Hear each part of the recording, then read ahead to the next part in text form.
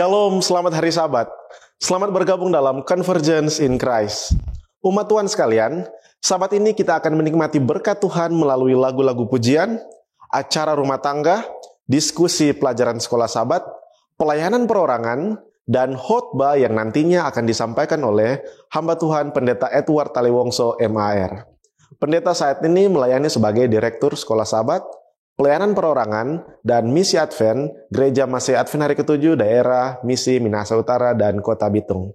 Untuk membuka ibadah kita, mari kita puji Tuhan dengan menyanyikan lagu yang akan dipimpin oleh Praise Team.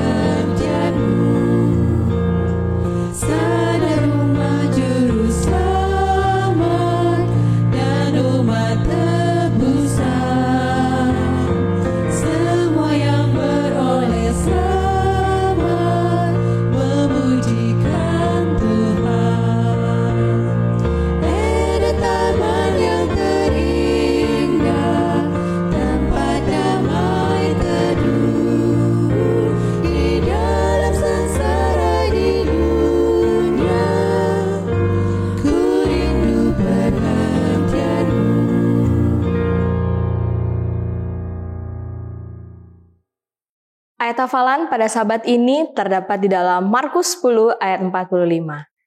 Karena anak manusia juga datang bukan untuk dilayani, melainkan untuk melayani dan untuk memberikan nyawanya menjadi tebusan bagi banyak orang. Mari kita bersatu dalam doa. Bapa di surga, bersyukur kami untuk Sabat yang indah yang Tuhan bisa berikan dalam kehidupan kami. Kami berdoa Tuhan untuk acara pada Sabat ini, kiranya Tuhan tuntun dari awal, pertengahan, hingga bisa berakhir seturut dengan kehendak-Mu saja. Kuasai hati dan pikiran kami ya Tuhan, agar kami dapat menyucikan Sabat Tuhan. Mohon ampun untuk segala dosa yang kami perbuat, di dalam nama Tuhan Yesus kami berdoa. Amin. Salam saudaraku. Keluarga umat Tuhan di mana saja saudara berada. Kita bersyukur kepada Tuhan karena sampai pagi Sabat ini kita masih bisa berkumpul bersama keluarga kita untuk memuji Tuhan. Ayat perenungan keluarga di pagi Sabat ini terdapat dalam 2 Samuel 7 ayat 29 yang berkata demikian. Kiranya engkau sekarang berkenan memberkati keluarga hamba-Mu ini, supaya tetap ada di hadapan-Mu untuk selama-lamanya. Sebab, ya Tuhan Allah, Engkau sendirilah yang berfirman, dan oleh karena berkat-Mu, keluarga hamba-Mu ini diberkati untuk selama-lamanya. Ayat ini adalah sebuah doa yang dilayangkan oleh Daud, agar Tuhan memberkati keluarga seperti janji Tuhan. Daud bukan saja berdoa karena tanggung jawabnya sebagai seorang raja dalam memimpin bangsa Israel, tetapi dalam tanggung jawabnya sebagai seorang ayah, sebagai seorang suami, sebagai seorang kepala keluarga, ia berdoa untuk keluarganya. Ini adalah sebuah pelajaran menarik untuk keluarga Anda dan saya. Alkitab mencatat ini menjadi pelajaran penting untuk Anda dan saya. Kesibukannya sebagai raja tidak membuat Daud lalai atau lupa untuk mendoakan keluarganya. Teladan Daud menjadi pelajaran bagi hidup Anda dan saya sebagai keluarga Kristen. Menjadi keluarga Kristen yang diberkati tidak cukup doa seorang pendeta pada saat Anda mengucapkan sumpah pernikahan. Tindakan Raja Daud mendoakan keluarganya, kita akan pelajari ada 3 hal. Yang pertama, Daud adalah seorang yang mencintai keluarganya. Daud tidak cukup dengan doa imam pada waktu pernikahannya, tetapi ia terus menunjukkan kecintaannya terhadap menjaga akan keluarganya.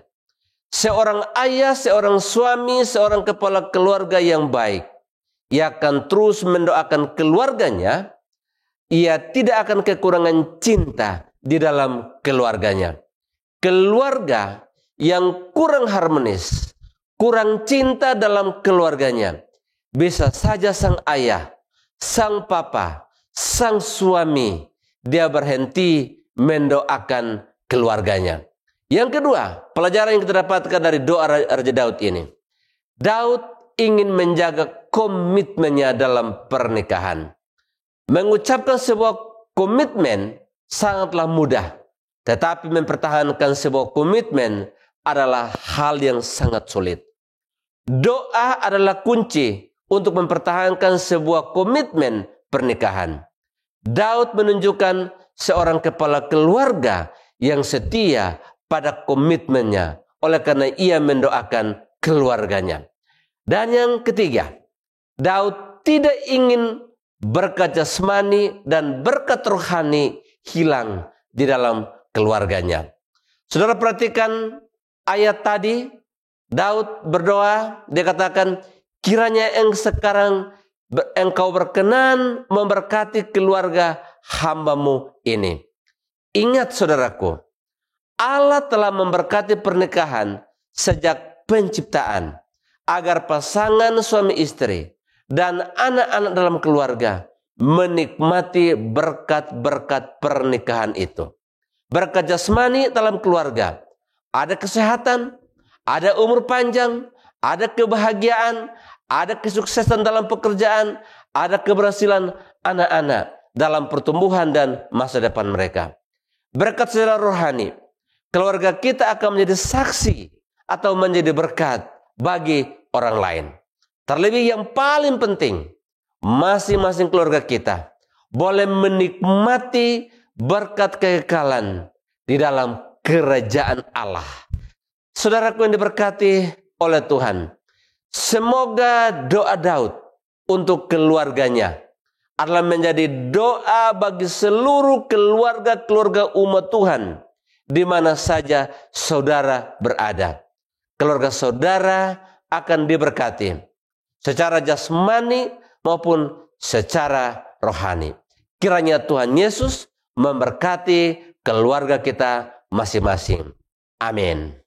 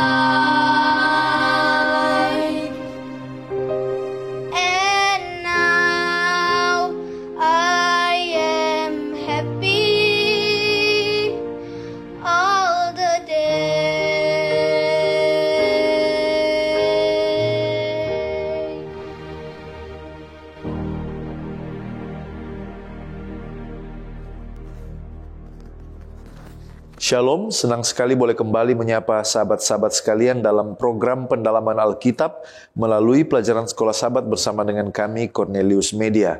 Kami percaya sahabat-sahabat sekalian telah mempersiapkan diri dengan membaca dan mempelajari pelajaran Sekolah Sabat sebelum mengikuti program ini. Kita sudah tiba di pelajaran yang ke-8 dengan tema mengajar para murid bagian kedua. Ini adalah lanjutan dari apa yang telah kita pelajari di pekan sebelumnya. Saya Pendeta Edward Taliwongso ditemani oleh hamba-hamba Tuhan, Pendeta Felix Gosal dan Pendeta Widodo Purwanto. Mari kita berdoa untuk mempelajari firman Tuhan. Bapa di sorga, Allah yang maha baik, Tuhan yang penuh kasih, kebaikan dan kemurahan, kami datang kepadamu memohon pertolongan Tuhan ketika kami akan mempelajari pelajaran Sekolah Sabat. Urapi kami dengan kuasa Roh Suci-Mu. Di dalam nama Yesus kami sudah berdoa. Amin. Seperti biasa, program ini terbagi dalam 4 bagian. Yang pertama kita akan melihat dasar Alkitabiah, pelajaran sepanjang pekan ini. Yang kedua kita mencoba menggali makna dari ayat inti. Yang ketiga kita akan melihat pelajaran hari per hari. Dan yang terakhir kita tiba kepada bagian aplikasi. Mari kita lihat yang pertama, dasar firman Allah. Markus pasal 10. Yesus mengajarkan pentingnya rendah hati seperti anak kecil untuk masuk ke dalam kerajaan Allah. Lalu dia menegaskan kekudusan pernikahan, mengutuk perceraian kecuali dalam keadaan tertentu. Lalu kemudian Kejadian 1 ayat 27. Allah menciptakan manusia menurut gambarnya, laki-laki dan perempuan diciptakannya. Kejadian 2 ayat 24. Seorang laki-laki akan meninggalkan orang tuanya, bersatu dengan istrinya, dan mereka akan menjadi satu daging. Kemudian ada Galatia 4 ayat 1 dan 2. Selama masih kanak-kanak, ahli waris tidak berbeda dengan seorang hamba, meskipun ia adalah tuan dari semuanya, hingga waktu yang ditetapkan oleh ayahnya. Kemudian ada Roma 6 ayat 1 sampai 11. Umat beriman dipanggil untuk mati terhadap dosa dan hidup bagi Allah di dalam Yesus Kristus. Seperti Kristus yang telah bangkit dari kematian, kita juga harus hidup dalam kehidupan baru. Lalu ada Yesaya 11 ayat 1 sampai 16. Seorang tunas atau satu tunas akan keluar dari tunggul Isai yang dipenuhi oleh Roh Allah, akan membawa keadilan, kedamaian kepada seluruh bumi, dan bumi ini akan dipulihkan di bawah pemerintahannya. Sekarang mari kita lihat pengertian judul pelajaran Sekolah Sabat mengajar para murid bagian kedua. Apa kira-kira latar belakang sehingga Yesus memberi pelajaran-pelajaran ini? Mari kita lihat. Pekan ini mencakup Markus pasal 10, di mana Yesus mengajar murid-muridnya dalam persiapan menuju salib. Dan oleh karena waktu pelayanannya bersama mereka tinggal sedikit lagi, dia rindu supaya murid-muridnya memahami dengan benar tentang sifat dari kerajaan yang dia bawa ke atas dunia ini. Tentang apa pelajaran Yesus kepada murid-muridnya sesuai dengan Markus pasal 10? Sedikitnya ada 5 poin penting dari ajaran Yesus di dalam Markus pasal 10. Yang pertama ini berbicara tentang kesetiaan dalam pernikahan dan larangan perceraian. Markus 10 ayat 1 sampai 12. Yang kedua, di sini juga berbicara tentang kerendahan hati dan menerima kerajaan Allah seperti anak kecil. Ayat 13 sampai ayat 16. Lalu juga ada peringatan tentang kekayaan dan bagaimana mengutamakan kerajaan Allah. Ada di ayat 17 sampai ayat 31. Bicara juga tentang pelayanan dan pengorbanan sebagai jalan menuju keagungan. Markus 10 ayat 32 sampai 45. Lalu kemudian bicara tentang iman dan ketekunan, yaitu penyembuhan Bartimeus. Ada di ayat 46 sampai ayatnya yang ke-52. Kira-kira apa inti pelajaran yang sama tentang pelajaran kepada murid-murid Yesus? Lalu apakah murid Yesus memahami pelajaran ini? Tema pelajaran minggu ini membahas pertanyaan-pertanyaan tentang bagaimana kita dapat masuk ke dalam kerajaan Allah. Lalu bicara tentang tantangan-tantangan yang dihadapi oleh orang-orang yang berniat untuk masuk ke dalam kerajaan itu atau ingin rindu mengalami kerajaan itu sekarang ini. Ada 3 hal. Yang pertama, Orang-orang yang ingin masuk ke dalam kerajaan Allah harus memiliki sikap alamiah seperti seorang anak kecil. Yang kedua, Allah memanggil baik orang kaya maupun orang miskin untuk masuk ke dalam kerajaan Allah. Dan yang ketiga, untuk mengalami kerajaan Allah itu sekarang, di hidup sekarang ini, prinsip kerendahan hati dan iman itu diperlukan. Walaupun kita tidak memiliki instrumen untuk mengukur apakah murid-murid telah mengerti ajaran-ajaran ini, namun melihat perilaku mereka setelah peristiwa-peristiwa ini, maka kita dapat mengambil kesimpulan bahwa mereka sendiri masih bergumul untuk mengerti. Dan seringkali maksud dari ajaran atau ucapan Kristus akan menjadi jelas bagi mereka setelah peristiwa kebangkitan Yesus Kristus. Baik, saat ini kita masuk pada ayat inti. Ayat inti kita pada pelajaran pekan ini terdapat di dalam Markus pasal 10 ayat 45. Karena anak manusia juga datang bukan untuk dilayani, melainkan untuk melayani dan untuk memberikan nyawanya menjadi tebusan bagi orang banyak. Baik, mari kita lihat latar belakang dari ayat ini. Apa kisah atau peristiwa yang mendahului ayat ini dan kepada siapa perkataan ini ditujukan? Nah, peristiwa yang terjadi di dalam Markus pasal 10 ayat 35 sampai 45 ini adalah ketika Yakobus dan Yohanes, anak-anak Zebedeus, mereka mendekati Yesus dan meminta agar mereka duduk di sebelah kanan dan kiri dari Yesus di dalam kemuliaannya. Kemudian Yesus menjawab bahwa mereka tidak tahu apa-apa tentang apa yang mereka minta. Dan kata-kata ini ditujukan kepada semua murid-muridnya. Kalau kita melihat ayat 41, kita akan mendapatkan informasi jika 10 murid yang lainnya juga mendengarkan permintaan Yakobus dan Yohanes dan mereka menjadi marah. Jadi perkataan ini ditujukan kepada 12 murid Yesus. Kemudian, apa pengertian anak manusia datang bukan untuk dilayani tetapi untuk melayani?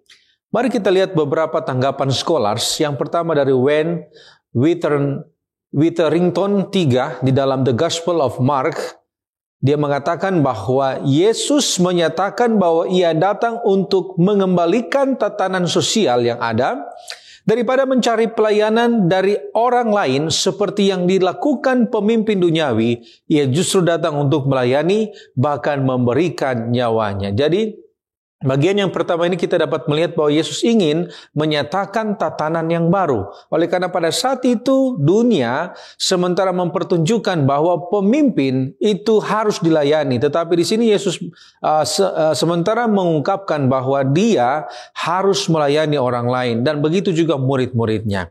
Kemudian yang kedua dari James Edward di dalam The Gospel According to Mark, di sana dikatakan bahwa pernyataan ini menggambarkan esensi dari misi mesianik Yesus. Jadi ini merujuk kepada tugas utama yang akan dilakukan Yesus sebagai seorang Mesias. Dan Craig Evans di dalam Word Biblical Commentary menjelaskan bahwa kata melayani di sini memiliki makna yang kuat, menunjukkan pengabdian total dan pengorbanan diri.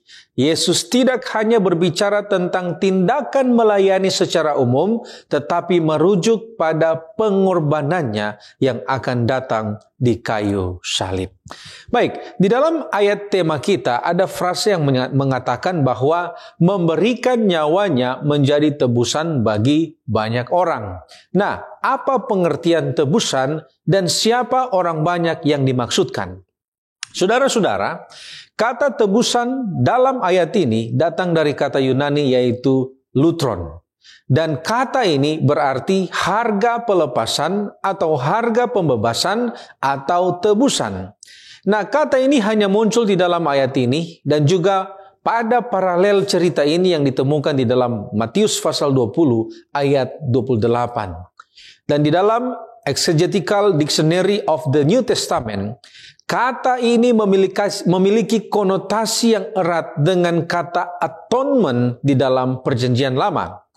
Dan di dalam teks-teks Yunani kuno, kata lutron ini mengacu kepada tawanan perang, kemudian budak, kemudian mereka yang terperangkap terpenjara di bawah beban debitur, dan lutron ini adalah harga pembebasan untuk membebaskan seorang tawanan atau seorang dari debitur. Oleh karena itu, Bals Schneider di dalam Exegetical Dictionary of New Testament mengatakan bahwa lutron di dalam Markus pasal 10 ayat 45 ini menjelaskan tentang kematian Yesus sebagai pengganti yang akan menebus atau membayar atau lutron dosa-dosa manusia. Nah, oleh karena itu, mari kita lihat siapa orang banyak atau banyak orang yang dimaksudkan di dalam ayat ini. Nah, orang banyak yang dimaksudkan di dalam ayat ini merujuk kepada semua orang yang sementara terpenjara oleh dosa. Dan mereka inilah yang akan dilutron, ditebus oleh Yesus. Sekarang kita pindah kepada topik pembahasan rencana Allah dalam pernikahan. Apa maksud dan tujuan Allah dalam pernikahan? Maksud dan tujuan utama Allah dalam pernikahan yang pertama adalah penyatuan. Prinsip ini dinyatakan pertama kalinya dalam Kejadian 2 ayat yang ke-24. Sebab itu seorang laki-laki akan meninggalkan ayahnya dan ibunya dan bersatu dengan istrinya sehingga keduanya menjadi satu daging. Prinsip inilah yang ditegaskan Yesus dalam Matius 19 ayat 5 dan 6 serta Markus 10 ayat 7 sampai 9. Dalam doktrin atau kepercayaan dasar gereja Advent nomor 23, di sana dikatakan, pernikahan dilembagakan ilahi di Eden dan dikukuhkan oleh Yesus menjadi persatuan seumur hidup antara perempuan dan laki-laki dalam persekutuan kasih sayang. Kemudian yang kedua, pernikahan dimaksudkan Allah untuk menjadi berkat bagi manusia. In Heavenly Places halaman 202, pena inspirasi katakan, pernikahan ketika disatukan dengan kemurnian dan kekudusan, kebenaran dan keadilan adalah salah satu berkat terbesar yang pernah diberikan kepada manusia. Alfa Omega Jilid 1 halaman 38 mengatakan bila mana prinsip-prinsip ilahi ditaati dan diperhatikan dalam hubungan ini, maka pernikahan adalah suatu berkat. Itu akan menjaga kesucian dan kebahagiaan manusia, itu akan memenuhi kebutuhan-kebutuhan sosial manusia, itu akan meninggikan keadaan jasmani, pikiran, serta moral. Yang ketiga, pernikahan juga membawa tujuan procreation, yang dimaksudkan Allah supaya manusia bisa beranak cucu, bertambah banyak, dan memenuhi bumi sesuai dengan Kejadian 1 ayat yang ke-28. Nyonya White dalam Letter 91/1900 mengatakan, adalah tujuan Allah untuk mengisi kembali surga dengan keluarga manusia, jika mereka mau menunjukkan diri mereka taat pada setiap firman-Nya. Keempat, maksud dan tujuan Allah dalam pernikahan adalah untuk mewakili keluarga surga, tentunya untuk kemuliaan nama Tuhan. Ibit dari buku In Heavenly Places, di sana dikatakan Tuhan menetapkan bahwa wanita harus dipersatukan dengan pria dalam pernikahan yang kudus untuk membangun keluarga-keluarga yang akan dimahkotai dengan kehormatan yang akan menjadi lambang keluarga di sorga. Nah sekarang, apa Musa izinkan perceraian atau tidak? Dan kalau boleh kita tunjukkan bukti Alkitabiahnya. Yesus katakan dalam Markus 10 ayat yang kelima, justru karena ketegaran hatimu lah maka Musa menuliskan perintah ini untuk kamu. Hal ini sebenarnya saudaraku menyiratkan bahwa Musa di dalam hatinya tidak pernah menginginkan perceraian. Dia tetap teguh berdiri pada prinsip firman dan mengikuti kehendak Allah. Andrews Study Bible halaman 1261 menyatakan bahwa Yesus dalam konteks Matius 19 dan Markus 10 setuju bahwa Musa mengizinkan perceraian, namun itu bukanlah cita-cita Allah. Itu terjadi karena kekerasan hati manusia, dalam hal ini adalah bangsa Israel. Menurut Seventh-day Adventist Bible Commentary volume 5 halaman 454, kelonggaran dalam Ulangan 24 ini diberikan Musa karena tuntutan dan desakan orang Israel yang keras kepala tidak mau menuruti firman dan kehendak Allah. Di halaman 337 dikatakan di sana, perlu ditekankan bahwa hukum Musa tidak melembagakan perceraian. Atas petunjuk ilahi, Musa menoleransi dan mengaturnya untuk mencegah abuses atau penyalahgunaan aturan, wewenang, dan kekuasaan kepada sesama, khususnya pada konteks saat itu kepada para wanita. Andrews Study Bible halaman 1295 bahkan memberi komentar bahwa kelonggaran tersebut sebenarnya bukanlah sebuah perintah atau aturan untuk bercerai dari Musa. Berikut, mengapa berbagai aliran Farisi mengizinkan perceraian? Orang Farisi menganggap perceraian adalah sesuatu yang sah karena mereka melandaskan ajaran dan kepercayaan mereka kepada apa yang tertulis pada hukum Musa atau Mosaic Law dengan interpretasi yang mereka anggap tepat.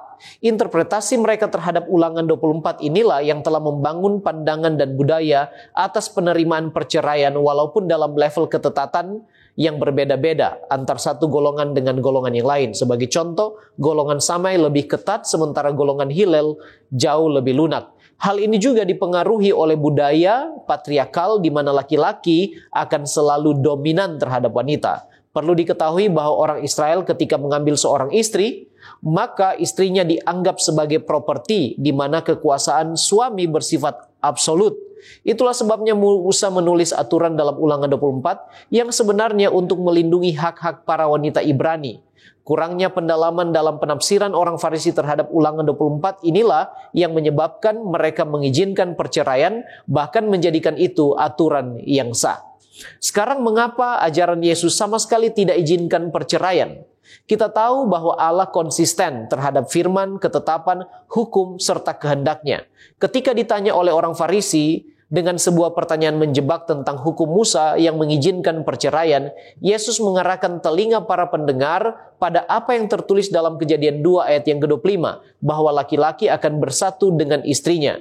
Penyatuan ini adalah rancangan original Allah yang sifatnya kudus dan permanen. Tidak salah bila Yesus katakan dalam Markus 10 ayat 8 dan 9 bahwa keduanya telah menjadi satu daging. Demikianlah mereka bukan lagi dua melainkan satu. Karena itu apa yang telah dipersatukan Allah tidak boleh diceraikan manusia. Kata-katanya yang tegas mengindikasikan bahwa Yesus sama sekali tidak mengizinkan perceraian. Menanggapi komentar orang Farisi tentang perintah Musa untuk memberikan surat cerai, Yesus menjawab dalam Matius 19 ayat 8. Tetapi sejak semula tidaklah demikian. Mengapa Yesus sama sekali tidak mengizinkan perceraian? Karena dia sendirilah yang telah melembagakan pernikahan di Eden pada mulanya, dan adalah juga aturannya tidak boleh ada perpisahan atau perceraian dari sebuah pernikahan. Seventh-day Adventist Bible Commentary volume 5 454 katakan bahwa bukanlah rencana Allah untuk perceraian terjadi. Nah, apa ajaran Yesus di Alkitab untuk mencegah perceraian meskipun salah satu atau kedua belah pihak suami istri berbuat kesalahan yang fatal? Yang pertama, Yesus mengingatkan bahwa pernikahan adalah penyatuan Allah yang sifatnya kudus. Itulah sebabnya dia katakan apa yang telah dipersatukan Allah tidak boleh diceraikan oleh manusia. Yang kedua dan merupakan ajaran Yesus yang utama untuk mencegah perceraian walaupun salah satu atau kedua belah pihak berbuat salah fatal adalah kasih dan pengampunan. Di Matius 18, Yesus mengajarkan tentang pengampunan. Ayat yang ke-21, dikatakan, kemudian datanglah Petrus dan berkata kepada Yesus, Tuhan, sampai berapa kali aku harus mengampuni saudaraku jika ia berbuat dosa terhadap aku? Sampai 7 kali? Ayat 22, Yesus berkata kepadanya, bukan, aku berkata kepadamu bukan sampai 7 kali, melainkan sampai 70 kali 7. Artinya, apapun kesalahan pasangan kita, pengampunan adalah kunci untuk mencegah perceraian terjadi. Di mana ada pengampunan, di situ ada kasih dan penerimaan. Kasih dan penerimaan ini, saudaraku, membutuhkan penyangkalan diri, baik dari pihak suami dan juga pihak istri. Baik, terima kasih pendeta. Sekarang kita akan melihat Yesus dan anak-anak. Kira-kira usia dan arti anak di dalam konteks pelajaran sekolah sahabat kita itu seperti apa? Usia yang dimaksud sebagai anak di dalam konteks pelajaran sekolah sahabat adalah anak-anak muda yang belum dewasa, umumnya adalah tahap usia kanak-kanak atau pra-remaja. Nah, dalam dunia kuno, mereka ini memiliki status sosial yang rendah dan bahkan menurut Galatia 4 ayat 1-2 sering disamakan dengan para budak. Menurut budaya dan pandangan zaman Alkitab, usia seseorang yang masih disebut anak-anak itu dapat bervariasi tergantung pada konteksnya. Dan minimal ada 3 referensi yang relevan. Mari kita lihat. Yang pertama adalah usia 20 tahun. Dalam Alkitab, umur 20 tahun sering dianggap sebagai batas usia dewasa atau usia bertanggung jawab secara pribadi. Contohnya di dalam Bilangan 1 ayat 3 dan 18 ayat 21 menetapkan bahwa orang Israel yang berusia 20 tahun ke atas dapat berperan di dalam perang dan memiliki tanggung jawab yang lebih besar. Jadi 20 adalah batas. Tetapi juga menurut tradisi Yahudi, pada usia 13 tahun, anak-anak laki-laki Yahudi itu dianggap sebagai anak-anak hukum Taurat. Dan mereka melakukan upacara bar mitzvah. Dan ini menandai mereka sebagai pribadi yang sudah bertanggung jawab di dalam hukum Yahudi. Artinya menjadi seorang dewasa diperhitungkan pada usia 13 tahun. Sementara di dalam konteks yang lain, usia 12 tahun adalah masa remaja. Dianggap dimulai dan berakhir sekitar usia 21 sampai 22 tahun. Tetapi pandangan tradisional juga menganggap masa remaja itu berakhir pada usia 18 tahun. Arti atau lambang seorang anak di dalam ajaran Yesus adalah sebuah simbol dari seorang yang sederhana, seorang yang percaya, seorang yang bergantung, seorang yang tulus hati, rindu untuk mendengarkan kebenaran. Mengapa anak-anak itu penting di dalam ajaran Yesus kepada murid-muridnya? Anak-anak itu penting dalam ajaran Yesus karena mereka ini mewakili sikap yang diperlukan untuk memasuki kerajaan Allah. Yesus menekankan bahwa untuk menerima kerajaan Allah, seseorang itu harus memiliki sikap yang polos, percaya, dan rendah hati seperti seorang anak. Albert Barnes dalam Notes on the New Testament mengomentari Markus 10 ayat 15, dia katakan, sebagai seorang anak kecil, artinya dengan temperamen dan semangat seorang anak kecil yang dapat diajar, lemah lembut, rendah hati, dan bebas dari prasangka dan keras kepala. Itulah kualitas-kualitas seorang anak, dan mengapa Yesus menggunakan anak-anak sebagai ilustrasi, ini menjadi penting di dalam pengajaran Kristus. Siapa kira-kira yang membawa anak-anak ini kepada Yesus dan apa arti dari menjamah bagi anak-anak kecil ini? Ellen White dalam The Adventist Home halaman 273 mengomentari hal ini. Dia katakan bahwa pada zaman Kristus, para ibu membawa anak-anak mereka kepadanya agar dia dapat menumpangkan tangannya ke atas mereka untuk memberkati mereka. Jadi para ibu. Arti dari menjamah bagi anak kecil adalah sebuah tindakan yang melambangkan perhatian, perlindungan, dan kasih sayang. Artinya dengan menjamah, Yesus menunjukkan penerimaan dan kasih-Nya terhadap anak-anak. Ini menegaskan bahwa mereka juga berharga di mata Tuhan dan berhak menerima kerajaan Allah. Apa arti dari Markus 10 ayat 14-15 yang mengatakan bahwa orang-orang itulah atau anak-anaklah yang empunya kerajaan Allah? Yesus menegaskan bahwa kerajaan Allah adalah milik mereka yang seperti anak-anak. Ini berarti bahwa hanya orang yang memiliki kualitas seperti anak-anak, yaitu kepolosan, ketulusan, dan kepercayaan yang sepenuhnya kepada Allah, yang akan menjadi bagian dari kerajaan Allah. Ellen White dalam The Adventist Home halaman 275 mengatakan, kita harus mengambil pelajaran dari tindakan Kristus ini, bahwa hati anak-anak muda adalah yang paling terbuka terhadap ajaran-ajaran kekristenan, mudah dipengaruhi ke arah kesalehan dan kebajikan, lalu anak-anak kuat mempertahankan kesan-kesan yang diterimanya. Apa arti dan alasan mereka yang tidak menyambut kerajaan Allah seperti anak kecil tidak akan masuk ke dalamnya? Anak-anak tidak mengandalkan kekuatan atau pengetahuan mereka sendiri, melainkan bergantung sepenuhnya pada orang dewasa. Dan sama seperti yang diharapkan Yesus bahwa orang percaya harus bergantung sepenuhnya pada Allah. Kembali lagi Albert Barnes dalam Notes on New Testament mengomentari Markus 10 ayat 15. Dia katakan, ia tidak akan masuk ke dalamnya, artinya tidak akan menjadi seorang Kristen, tidak akan menjadi anggota keluarga Kristus yang sejati di bumi. Meskipun dia mungkin seorang yang mengaku, tetapi dia tidak akan pernah masuk sorga. Ini mengajarkan bahwa untuk menjadi bagian dari kerajaan Allah, seseorang harus melepaskan kebanggaan diri, keegoisan dan prasangka, dan dia harus sepenuhnya mengandalkan kasih karunia dari Allah. Baik, saat ini kita masuk pada pokok pembahasan selanjutnya, yaitu mengenai investasi terbaik. Nah, di dalam konteks Markus pasal 10 ayat 17 sampai 31, siapa orang yang berlari di dalam cerita ini? Dan berapa usianya, apa statusnya, dan apa latar belakang rohani dan imannya, dan apa tujuan dan motifnya untuk datang ke Yesus. Mari kita lihat yang pertama, siapa orang ini? Nah, dalam Alkitab mengatakan bahwa orang ini adalah pengusaha muda yang kaya. Clinton di dalam Zondervan Illustrated Bible Commentary atau Bible Background Commentary halaman 119 mengatakan bahwa orang muda ini, di mana kata Yunani yang digunakan adalah neanisko, ini menunjukkan bahwa dia berusia 20 sampai 40 tahun. Dan orang ini adalah seorang pemimpin agama awam, dia mungkin seorang Farisi karena ada bukti di sana ketaatan kepada hukum Taurat. Nah, apa tujuan dia datang kepada Yesus? Di dalam Kerinduan Segala Zaman jilid 2 halaman 135, di sana Roh Nubuat mengatakan, orang muda ini, ia melihat kasih yang ditunjukkan oleh Kristus terhadap anak-anak yang dibawa kepadanya. Ia pun melihat betapa lemah lembutnya ia menerima mereka dan mengangkat mereka pada lengannya. Dan hatinya pun menyala dengan kasih terhadap Juru Selamat.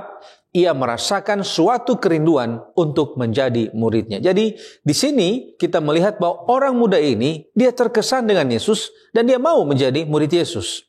Nah, mari kita lihat apa sesungguhnya maksud Yesus menyuruh orang tersebut untuk menjual harta dan membagikannya. Baik, saudara-saudaraku yang terkasih, Yesus menyuruh orang ini untuk menjual hartanya karena orang muda ini menginginkan harta surga, tetapi dia juga menginginkan keuntungan duniawi. Kerinduan Segala Zaman jilid 2 halaman 138 mengatakan, ia mengingini harta surga, tetapi ia mengingini juga keuntungan duniawi yang akan diperolehnya dari kekayaannya. Oleh karena itu, Yesus menyuruh orang ini menjual hartanya. Lalu apa maksud Yesus menyuruh menjual harta? Di Kerinduan Segala Zaman jilid 2 halaman 137 mengatakan, Kristus memberi orang ini suatu ujian. Ia memanggil dia untuk memiliki antara harta surga dan kebesaran duniawi. Perkataan Yesus sesungguhnya merupakan undangan bagi penghulu atau orang muda ini.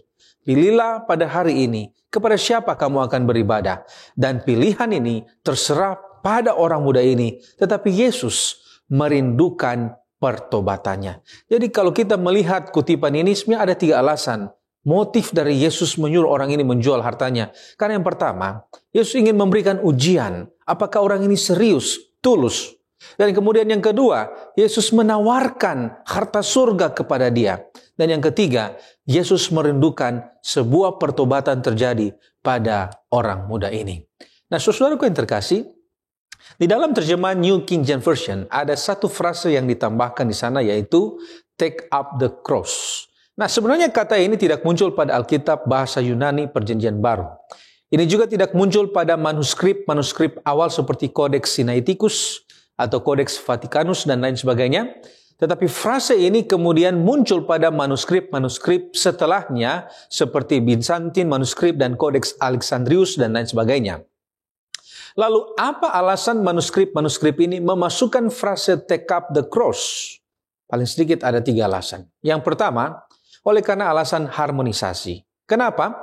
Karena ada 3 ayat lain juga yang terdapat di dalam Injil Matius, Markus, dan Lukas yang selalu mengatakan pikul salib, ikut aku.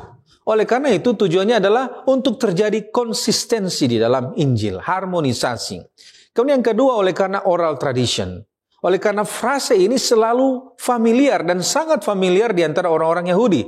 Sehingga setiap kali kata ikutlah aku, mereka mau juga supaya kata take up the cross itu juga bersama-sama dengan kata ini. Dan yang terakhir, oleh karena penekanan teologis. Dan penekanan teologis ini adalah hal yang penting. Karena harga dari mengikut Yesus adalah memikul salib. Sehingga tema ini menjadi dasar teologis dari pengajaran orang-orang Kristen pada permulaan. Bagaimana cara mereka memahami pemuritan di dalam kehidupan mereka. Dan ini yang dipercaya juga ketika Yesus menekankan kepada orang muda ini untuk mengikut dia, maka orang ini harus memikul salibnya. Take up the cross. Nah, apa pengertian orang kaya sukar masuk dalam kerajaan surga? Mengapa bukannya beriman kepada Yesus adalah kunci masuk surga dan orang yang beriman ini diberkati dan diberikan kekayaan? Dan bagaimana nasihat rohani kepada orang kaya masuk surga? Nah, saudaraku yang terkasih, kalau kita melihat cerita ini, setelah orang muda ini kecewa, dia pergi dan meninggalkan Yesus. Kemudian Yesus berkata di dalam Markus 10 ayat 24-25. Yesus katakan begini, alangkah sukarnya orang yang beruang masuk ke dalam kerajaan Allah.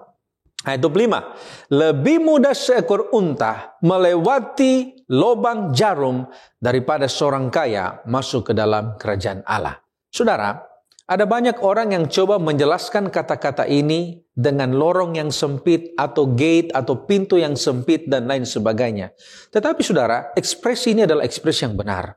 Yesus benar-benar mengatakan jika orang kaya sukar masuk surga. Oleh karena itu di ayat 26 muncul reaksi. Mereka bertanya, jika demikian siapakah yang dapat diselamatkan? Jadi menurut orang-orang yang mendengarkan kata-kata Yesus ini, mereka bereaksi bahwa tidak mungkin, impossible orang yang punya uang, orang yang punya harta untuk dapat diselamatkan. Dan untuk melihat respon ini, Yesus menjawab di dalam Markus 10 ayat 27. Yesus katakan, bagi manusia, hal itu tidak mungkin, tetapi bukan demikian bagi Allah, sebab segala sesuatu adalah mungkin bagi Allah. Jadi dengan kata lain, kembali lagi Yesus menekankan bahwa orang kaya bisa masuk surga. Yesus katakan bahwa mungkin bagi manusia itu impossible, tidak mungkin, tetapi kalau dengan Allah, itu adalah mungkin.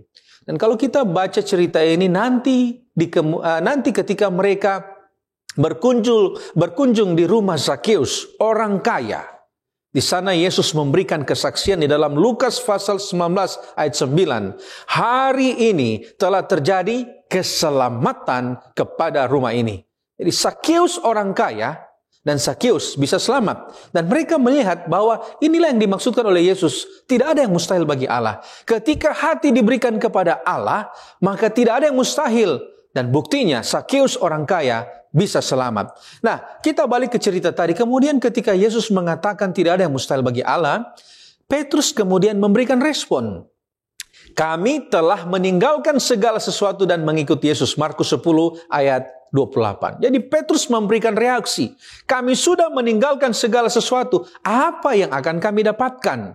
Nah, kembali Yesus menjawab, kalau kalian sudah mengikut aku, meninggalkan segalanya, artinya menjadikan Yesus yang terutama, memikul salib, take up the cross, lalu follow him, lalu mengikut dia. Maka ayat 30, Yesus memberikan kepastian dan juga janji kepada mereka. Dia katakan di sana bahwa orang itu sekarang pada masa ini juga, jadi hari itu juga atau saat itu juga akan menerima kembali 100 kali lipat. Dan Yesus lanjutkan, dan pada zaman yang akan datang ia akan menerima hidup yang kekal. Nah, saudara, apa kunci Zakheus orang kaya bisa mendapatkan keselamatan? Ada 3. Yang pertama, dia bertobat. Ya, bisa jadi bisnis yang dijalankan sebelumnya adalah bisnis yang tidak adil. Dia bertobat. Yang kedua, Zakheus menjadikan Yesus segala-galanya. Segala-galanya yang dia miliki. Di atas semuanya yang dia harapkan. Dan yang ketiga, Zakheus memiliki iman. Dan ini adalah kunci. Iman inilah yang tidak dimiliki oleh orang muda yang kaya itu. Roh Nubuat di dalam Kerinduan Selesama jilid 2 halaman 238 mengatakan, meninggalkan hartanya di dunia yang kelihatan itu untuk mencari harta surga yang tidak kelihatan merupakan suatu resiko yang terlalu besar dan ia menolak tawaran hidup kekal. Terima kasih pendeta. Sekarang kita akan membahas topik dapatkah engkau meminum cawanku? Dari pelajaran dalam Markus 10 ayat 32 sampai 45, apa maksud dan pengertian dari pemberitahuan Yesus ketiga kalinya tentang penderitaannya? Pemberitahuan ketiga tentang penderitaannya adalah momen Yesus untuk ketiga kalinya menyatakan dengan gamblang kepada murid-muridnya tentang apa yang segera akan dialaminya, yaitu penderitaan dirinya sebagai anak manusia untuk menggenapi apa yang sudah dinubuatkan sebelumnya. Yesus katakan dalam Markus 10 ayat 33 dan 34, sekarang kita pergi ke Yerusalem dan anak manusia akan diserahkan kepada imam-imam kepala dan ahli-ahli Taurat, dan mereka akan menjatuhi dia hukuman mati. Dan mereka akan menyerahkan dia kepada bangsa-bangsa yang tidak mengenal Allah, dan ia akan diolok-olokkan, diludahi, disesah, dan dibunuh, dan sesudah 3 hari ia akan bangkit. Maksud dan tujuan Yesus dalam pemberitahuannya yang ketiga kali tentang penderitaannya adalah yang pertama, untuk menguatkan dan mempersiapkan murid-murid. Yesus ingin mempersiapkan murid-muridnya untuk menghadapi kenyataan yang akan datang. Mereka harus memahami bahwa penderitaan dan kematiannya bukanlah kekalahan, melainkan bagian dari rencana Allah untuk keselamatan manusia. Yang kedua, untuk menegaskan tentang penggenapan nubuatan. Dengan memberitahukan hal ini, sebelumnya Yesus menegaskan bahwa semua yang akan terjadi adalah sesuai dengan kehendak Allah dan telah dinubuatkan sebelumnya. Yang ketiga, untuk memberikan jaminan tentang kebangkitan. Dengan sekali lagi menyebutkan kebangkitannya, akan menolong mereka melihat kemenangan karena kebangkitannya akan menjadi kemenangan atas dosa dan kematian, membawa harapan baru bagi umat manusia. Sekarang apa beda dengan pemberitahuan yang pertama dan yang kedua? Yang pertama tentu ada perbedaan tempat di mana hal itu disampaikan. Pemberitahuan yang pertama terjadi di sekitar Kaisarea Filipi. Yang kedua, dalam perjalanan melintasi Galilea setelah peristiwa Yesus dimuliakan atau transfigurasi di atas gunung. Dan yang ketiga, tepat ketika Yesus hendak memasuki Yerusalem. Kemudian perbedaan dari isi pemberitahuan itu. Walaupun secara umum sama, namun ada detail yang berbeda di sana. Yang pertama, Yesus mengatakan bahwa ia harus pergi ke Yerusalem. Ia akan menderita banyak dari para tua-tua, imam-imam kepala, dan ahli-ahli Taurat. Yesus akan dibunuh dan pada hari ketiga akan dibangkitkan. Yang kedua, Yesus memberitahu murid-muridnya bahwa ia akan diserahkan ke dalam tangan manusia. Ia akan dibunuh dan pada hari ketiga akan dibangkitkan. Dia juga di sana mengisyaratkan adanya pengkhianatan. Yang ketiga, pada pemberitahuan yang ketiga, Yesus menambahkan detail yang lebih spesifik. Ia akan diserahkan kepada imam-imam kepala dan ahli-ahli Taurat. Ia katakan mereka akan menjatuhkan hukuman mati kepadanya. Ia akan diserahkan kepada orang-orang non-Yahudi, bangsa-bangsa lain yaitu Romawi. Ia akan dihina, disesah, dan disalibkan. Pada hari ketiga ia akan bangkit. Pemberitahuan yang ketiga ini memberikan gambaran yang paling lengkap tentang apa yang akan terjadi, termasuk keterlibatan bangsa Romawi dalam eksekusi, penghinaan yang akan ia alami, dan cara kematiannya yaitu penyaliban. Sekarang apa arti cawannya serta baptisannya? Seventh-day Adventist Bible Commentary volume 5 halaman 465 katakan bahwa cawan di sini adalah sebuah ekspresi yang melambangkan penderitaan Yesus di Taman Getsemani, pengadilannya, dan juga penyalipannya. Pada waktu di Taman Getsemani sebelum Yesus ditangkap untuk dihukum salib, dalam doanya yang dicatat dalam Markus 14 ayat 36, Yesus katakan, "Ya Aba, ya Bapa, tidak ada yang mustahil bagimu. Ambillah cawan ini daripadaku, tetapi janganlah apa yang aku kehendaki, melainkan apa yang engkau kehendaki." Jadi cawan melambangkan penderitaan di Taman Getsemani, pengadilan, dan penyalipan. Sedangkan baptisannya dari halaman yang sama, SDA Bible Commentary, ialah kematian atau penguburannya. Jadi baptisannya melambangkan kematian atau penguburannya. Roma 6 ayat 3 dan 4 katakan, atau tidak tahukah kamu bahwa kita semua yang telah dibaptis dalam Kristus telah dibaptis dalam kematiannya? Dengan demikian kita telah dikuburkan bersama-sama dengan Dia oleh baptisan dalam kematian, supaya sama seperti Kristus telah dibangkitkan dari antara orang mati oleh kemuliaan Bapa, demikian juga kita akan hidup dalam hidup yang baru. Kemudian apa pengertian Markus 10 ayat 40? Di sana dikatakan Yesus tidak berhak memberikan. Jadi itu adalah tanggapan dari permintaan Yakobus dan Yohanes beserta ibunya. Yesus menyatakan bahwa Dia tidak berhak memberikannya, melainkan Bapa menurut Matius pasal 20 ayat 23. Dalam konteks Dia sebagai manusia yang akan meminum cawan penderitaan dan kematian, jawaban Yesus di sana adalah benar, di mana Yesus memposisikan dirinya dalam kemanusiaan dan tidak mengambil hak prerogatif dari Allah. Seventh-day Adventist Bible Commentary volume 5 halaman 466 mengatakan, sebagai seorang manusia di antara manusia, Yesus tidak menggunakan hak prerogatifnya sebagai raja di sana. Sekarang kita akan mempelajari tema tentang apa yang engkau kehendaki supaya aku perbuat. Pertanyaannya, siapa Bartimeus yang dimaksud di dalam kisah Markus 10 ayat 46 sampai 52? Dan bagaimana kira-kira dia mengenal atau dia tahu tentang Yesus? Bartimeus dalam kisah ini adalah seorang pengemis buta yang duduk di pinggir jalan di Yeriko. Nah, dalam konteks sosial pada zaman itu, orang buta seperti Bartimeus berada di lapisan masyarakat yang paling bawah. Craig Kinner dalam IVP Bible Background Commentary New Testament halaman 48 mengatakan bahwa kecuali apa yang mereka pelajari dari mendengarkan orang lain membaca, orang buta pada waktu itu sama sekali tidak mengerti tentang hukum Taurat. Oleh karena huruf Braille belum ditemukan, sehingga mereka tidak bisa membaca.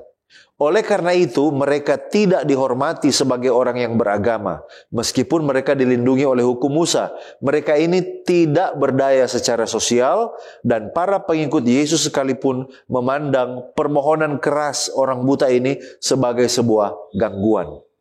Jadi Bartimeus mengetahui tentang Yesus karena desas-desus tentang Yesus sebagai penyembuh dan mungkin juga sebagai Mesias sudah menyebar luas. Jadi ketika Bartimeus mendengar bahwa Yesus dari Nazaret sedang lewat, ia langsung memanggilnya dengan gelar anak Daud. Ini menunjukkan bahwa Bartimeus percaya bahwa Yesus adalah Mesias yang dijanjikan.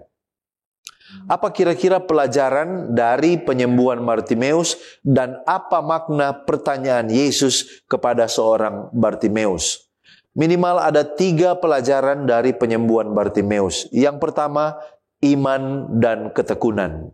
Bartimeus menunjukkan iman yang kuat dan ketekunan dalam memanggil Yesus. Meskipun banyak orang yang mencoba untuk membungkamnya, tetapi ini adalah iman yang teguh, kepercayaan yang penuh pada Yesus, dan ini sangat penting ketika mengalami rintangan. Pelajaran yang kedua adalah pengakuan Yesus sebagai Mesias. Dengan dia memanggil Yesus sebagai anak Daud, artinya Bartimeus mengakui Yesus sebagai Mesias, dan ini memperlihatkan pemahaman rohani yang mendalam. Meskipun dia buta secara fisik, tetapi mata rohaninya tidak buta. Dia melihat Yesus adalah Mesias yang dijanjikan. Yang ketiga, mengikuti Yesus setelah pemulihan. Banyak orang yang setelah doanya dijawab, dia meninggalkan Tuhan, berbalik belakang. Tetapi kalau kita lihat, Bartimeus setelah disembuhkan, dia tidak hanya kembali ke kehidupannya, tetapi dia memilih untuk mengikuti Yesus. Ini menunjukkan bahwa respon yang tepat terhadap penyembuhan dan berkat dari Yesus adalah menjadi pengikutnya. Apa makna dari pertanyaan Yesus kepada Bartimeus? Ketika Yesus bertanya, apa yang kau kehendaki supaya aku berbuat bagimu, di dalam Markus 10 ayat 51, itu bukan karena Yesus tidak tahu apa yang dibutuhkan Bartimeus. Pertanyaan ini memberi Bartimeus kesempatan untuk mengungkapkan imannya secara terbuka. David Garland dalam NIV Application Commentary halaman 421 mengatakan, pertanyaan ini mungkin tampak aneh untuk ditanyakan kepada seorang buta. Tetapi Yesus melalui pertanyaan ini memaksanya untuk merenungkan apa yang sebenarnya diinginkannya.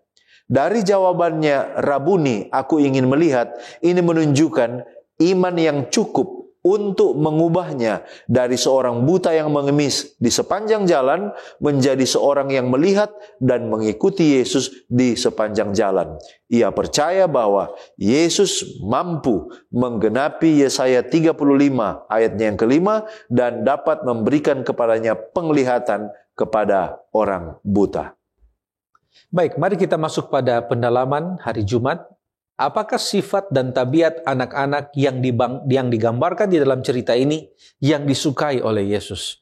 Nah, mari kita lihat paling sedikit ada 10 hal dari sifat dan tabiat anak-anak sehingga ini disukai oleh Yesus. Yang pertama adalah kepercayaan yang tulus. Yang kedua, kerendahan hati. Kerendahan hati karena anak-anak pada umumnya tidak memiliki rasa ego. Dan kemudian mereka lebih mudah mengakui ketergantungan mereka kepada orang lain. Itu yang kedua. Yang ketiga, mereka memiliki sifat keterbukaan. Lalu keempat, memiliki kesederhanaan. Yang lima, mereka punya ketulusan. Artinya tidak menyembunyikan perasaan atau motif yang tersembunyi. Yang keenam, mereka punya rasa ingin tahu. Artinya selalu ingin belajar dan memahami hal-hal yang baru. Kemudian 7, ada kegembiraan. 8, mereka memiliki ketergantungan. Anak-anak ini mereka menyadari ketergantungan kepada orang tua mereka. Dan ini adalah analogi yang Tuhan rindukan supaya setiap manusia itu bergantung kepada Tuhan. Yang ke-9, penerimaan tanpa syarat. Dan yang ke-10, kemampuan untuk memaafkan. Anak-anak seringkali lebih mudah memaafkan dan melupakan kesalahan orang lain. Nah, mengapa orang kaya gagal di dalam cerita sekolah sahabat kita? Ada 2 hal mengapa orang kaya gagal dalam mengikut Yesus. Yang pertama, bagi orang muda yang kaya ini, meninggalkan semua kekayaan dan posisinya untuk mengikut Yesus tampak sebagai pengorbanan yang terlalu besar. Jadi dia rasa rugi.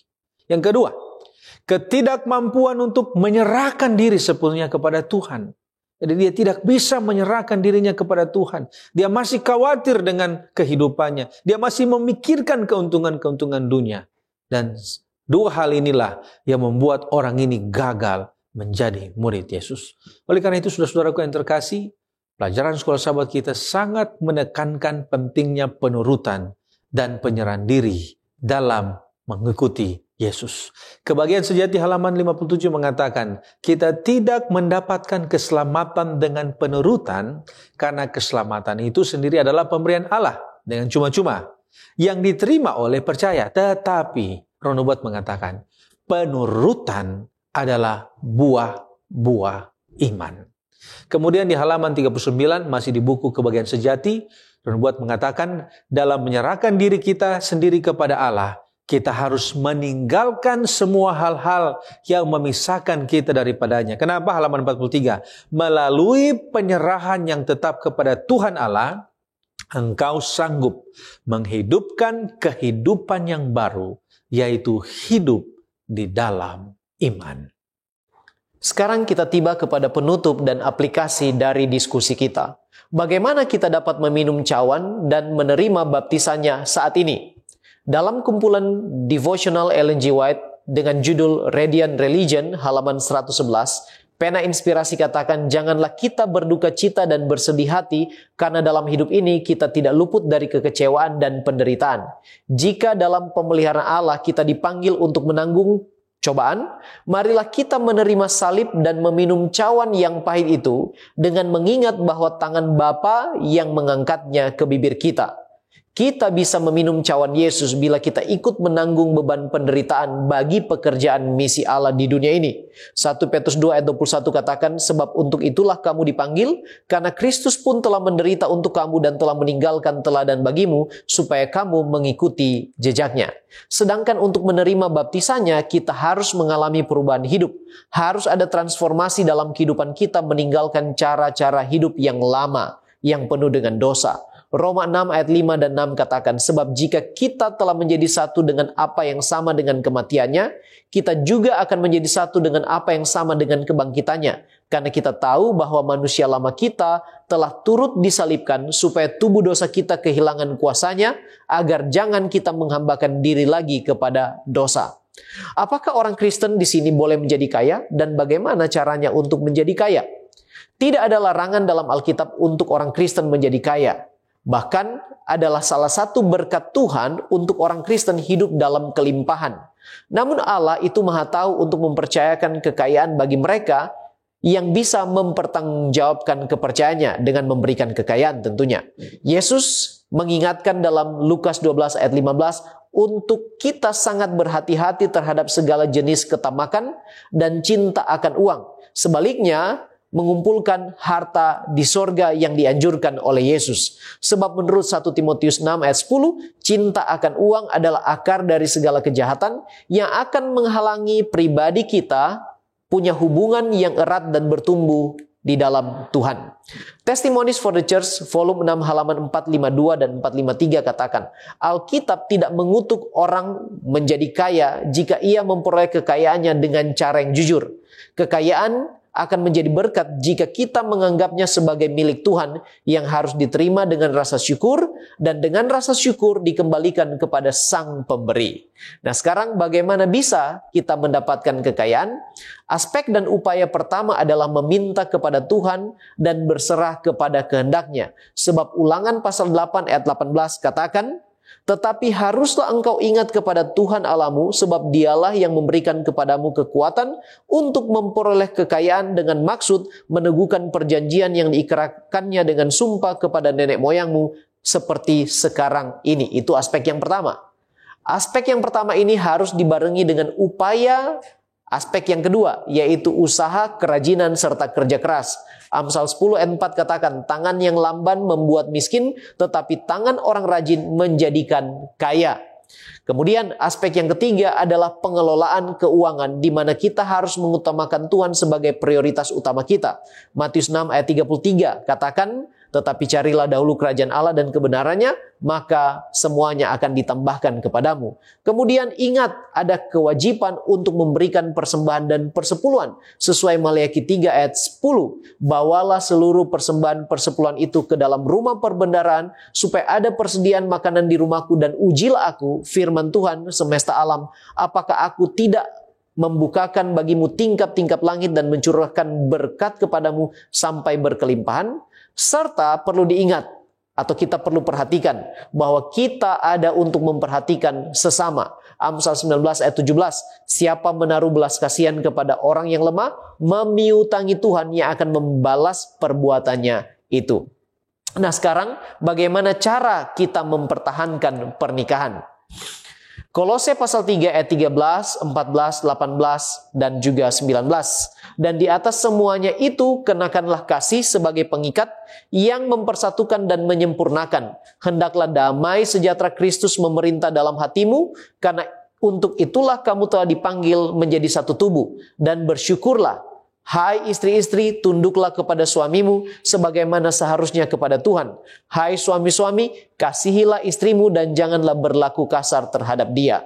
Cinta di dalam kehidupan pernikahan harus dipupuk supaya boleh bertumbuh kepada Tuhan. Di mana ada Tuhan dan kasih-Nya, maka akan ada pengampunan di tengah ketidaksempurnaan, maka akan ada penerimaan suami dan istri walaupun terjadi berbagai masalah, bahkan ketika kita melakukan kesalahan-kesalahan yang fatal. Mari kita berdoa supaya kasih akan Tuhan boleh memerintah kehidupan kita sebagai suami istri, sebagai pribadi lepas pribadi, supaya kita akan bertumbuh kepada Tuhan dan kita akan menjadi pasangan yang berbahagia dan juga akan mempertahankan pernikahan kita sampai pada waktu Yesus datang. Mari kita tunduk kepala dan berdoa. Bapa di sorga, kami bersyukur Engkau baik dalam kehidupan kami. Melalui diskusi sekolah Sabat, kami boleh belajar bertumbuh di dalam Tuhan. Kami mohon kiranya kuasa Roh Kudus-Mu menuntun dan menolong kami, supaya apa yang kami pelajari dapat kami praktekkan di dalam kehidupan kami. Berkati kami semua Tuhan, serta ampunilah kami dari kekurangan dan dosa kami. Di dalam nama Yesus kami sudah berdoa. Amin.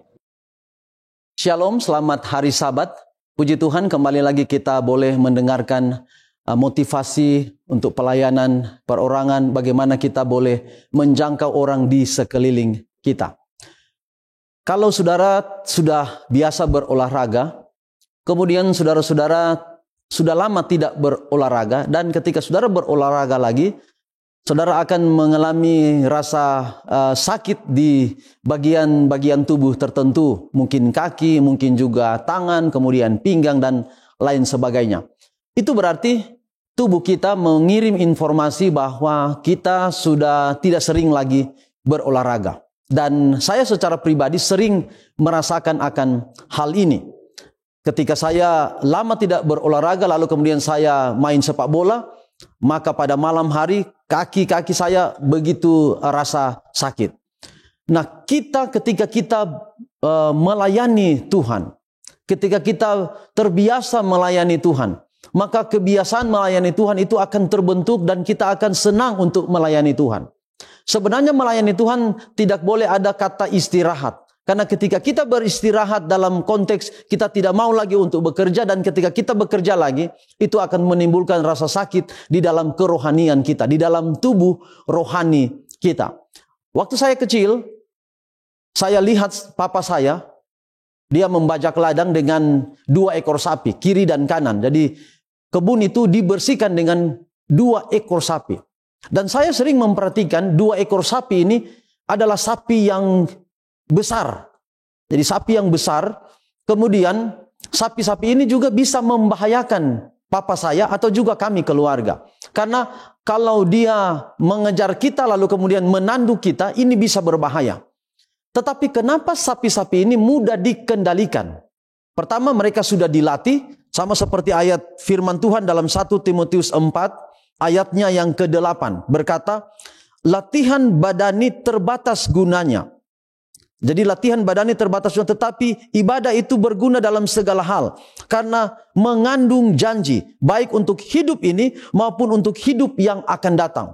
Jadi latihan badani, kita perlu latihan badani atau latihan secara fisik. Tetapi latihan secara rohani dalam melayani pekerjaan Tuhan di atas dunia juga itu penting. Sama seperti fisik saya tadi, ketika saya biasa berolahraga, kemudian saya tiba-tiba tidak berolahraga dan berolahraga lagi, akan menyebabkan ada bagian tubuh yang sakit. Begitu pula dengan sapi yang tadi saya ceritakan. Papa saya sudah melatih untuk dia bekerja. Dan tiap hari sapi ini yang sebenarnya dia juga berbahaya untuk kami. Karena dia sapi yang besar, kalau dia menanduk kita, itu berbahaya untuk kami. Tetapi karena sapi ini telah dilatih, lalu kemudian dia bekerja terus, sapi ini tidak punya kesempatan, tidak punya waktu, fisiknya sudah dia gunakan untuk dia bekerja, jadi dia tidak punya kesempatan lagi untuk menanduk pemiliknya. Nah, itulah sebabnya dalam pekabaran pada saat ini sebagai motivasi dalam acara pelayanan perorangan, kalau kita memiliki kesempatan, memiliki waktu untuk bekerja bagi Tuhan, fisik kita secara fisik, secara rohani, kita gunakan untuk Tuhan. Maka kita tidak memiliki waktu untuk menanduk orang lain, untuk mencari-cari salah orang lain. Oleh karena kita sudah melibatkan diri kita di dalam pelayanan pekerjaan Tuhan. Pada akhirnya ketika sapi itu dia bisa bekerja dengan baik, kemudian kebun kami itu menghasilkan panen yang bagus, maka pada akhirnya ada hasil yang diterima. Demikian pula dengan Tuhan memberikan kita kesempatan untuk terlibat di dalam pekerjaan Tuhan. Melatih fisik kita, melatih rohani kita, dan kita memiliki kesempatan untuk melihat kenyataan bahwa Tuhan selalu memberkati kehidupan kita. Di dalam 1 Korintus pasal 15 ayat 58. Ayat yang biasanya kita baca dan kita dengarkan pada motivasi pelayanan perorangan atau melayani pekerjaan Tuhan seperti ini. 1 Korintus 15 ayat 58. Karena itu, saudara-saudaraku yang kekasih, berdirilah teguh, jangan goyah, dan giatlah selalu dalam pekerjaan Tuhan. Jadi ayat ini saya ulangi di bagian itu, giatlah selalu dalam pekerjaan Tuhan. Sebab kamu tahu bahwa dalam persekutuan dengan Tuhan, jerih payahmu tidak sia-sia. supaya kita terus terlatih seperti fisik kita membutuhkan olahraga. Demikian pula kerohanian kita. Kita membutuhkan yang namanya terus bekerja untuk melayani Tuhan. Biarlah motivasi pada saat ini akan menjadi berkat dalam kehidupan kita semua. Adalah doa saya. Amin.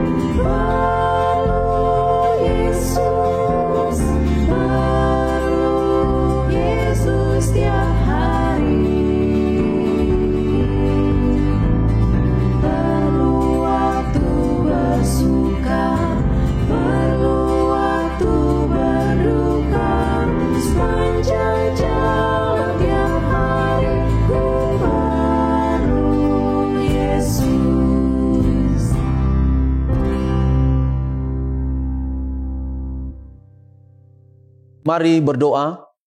Bapa kami dalam sorga, kami bersyukur Tuhan untuk nasihat firman Tuhan. Mulai dari motivasi keluarga, pelajaran sekolah sahabat, dan motivasi anggota bekerja atau pelayanan perorangan.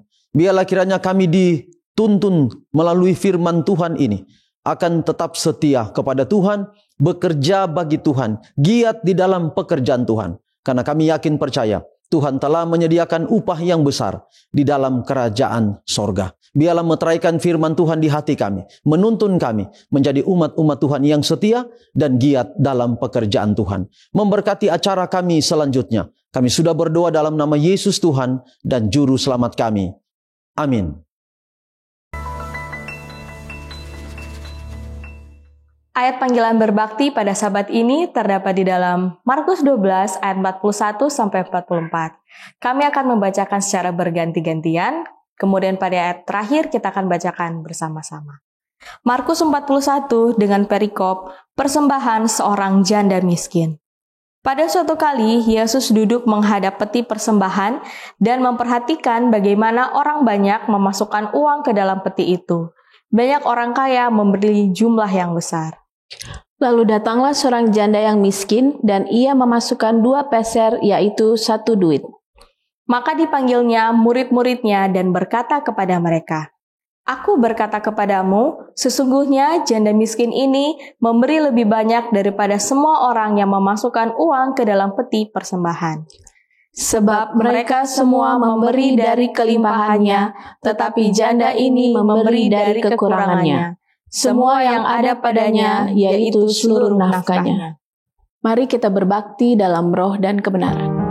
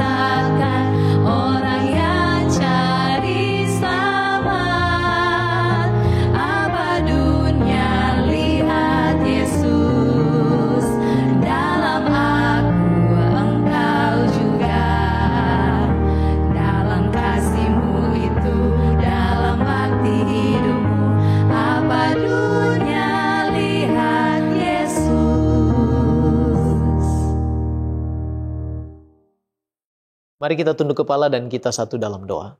Terpujilah namamu ya Tuhan Allah kami, Engkau pencipta langit dan bumi serta segala isinya, Tuhan penebus juru selamat kami, pemelihara hidup kami.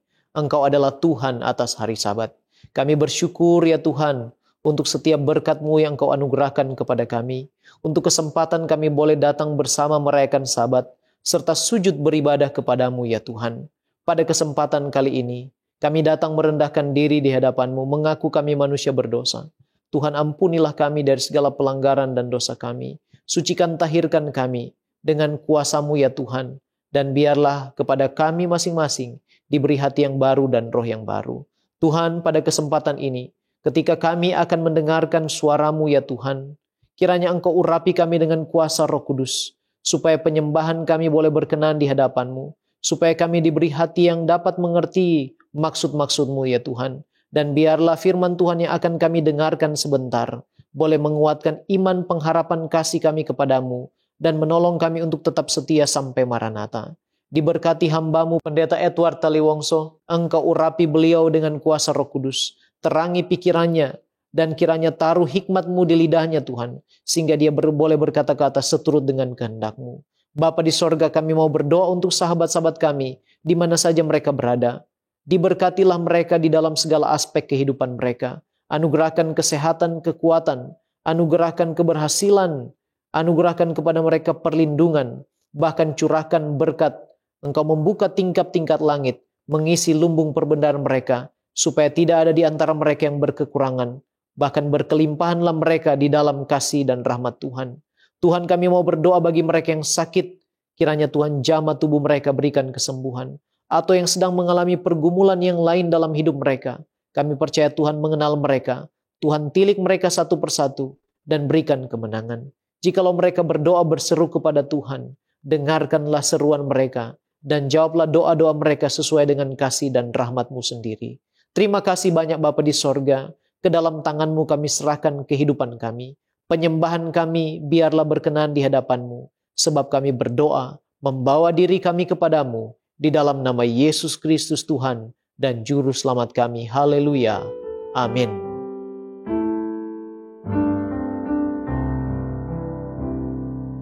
Jadilah Tuhan kehendak-Mu,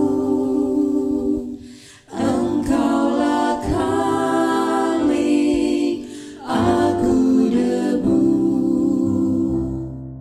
Jadikan aku sesuka-Mu, aku menunggu di kaki-Mu.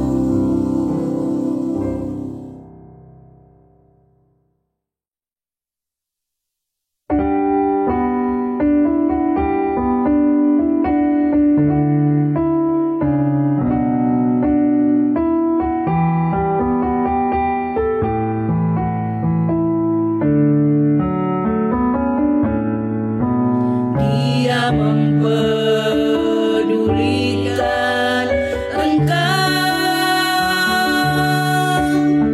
Dia rasa kesusahanmu,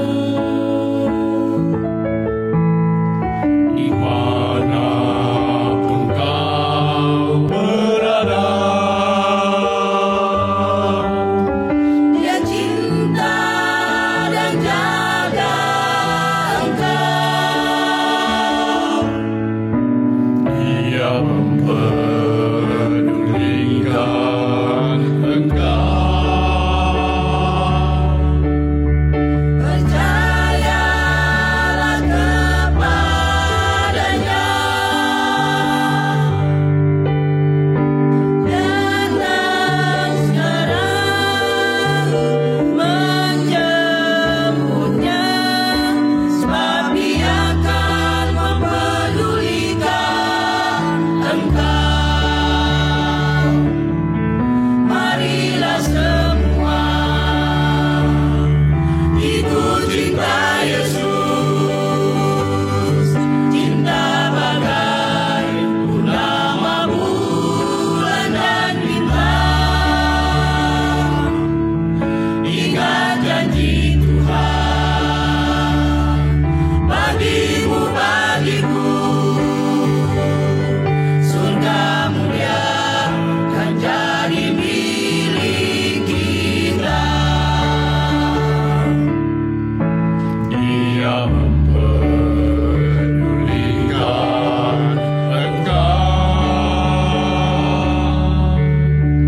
Percayalah kepadanya, datang sekarang menjemputnya, sebab Dia akan mempedulikan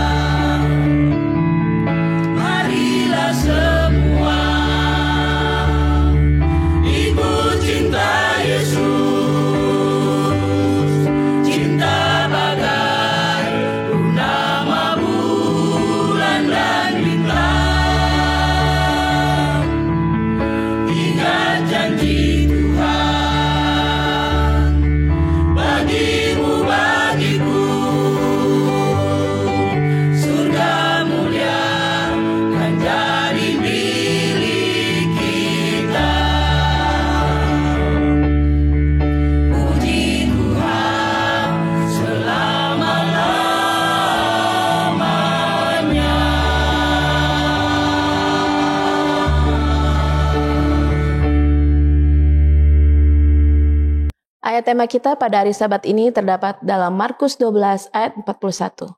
Pada suatu kali Yesus duduk menghadapi peti persembahan dan memperhatikan bagaimana orang banyak memasukkan uang ke dalam peti itu. Banyak orang kaya memberi jumlah yang besar. I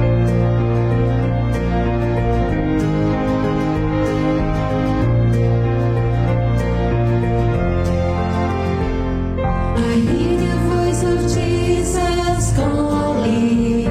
My answer is, I will go. I see the need of people crying. My answer is, I will go. I'll go to share the message of love. I'll go to share the blessed hope. But if I get discouraged, I'll go to Jesus' help, because I have decided I will go. Ku dengar suara Yesus panggil, ku jawab ku kan pergi. Lihat jiwa yang bersedih, ku jawab ku kan pergi. Pergi beritakan kabar kasih, bagikanlah pengharapan. Dan bila aku lemah, Yesus menolongku, karena keputusanku kan pergi. Karena keputusanku kan pergi.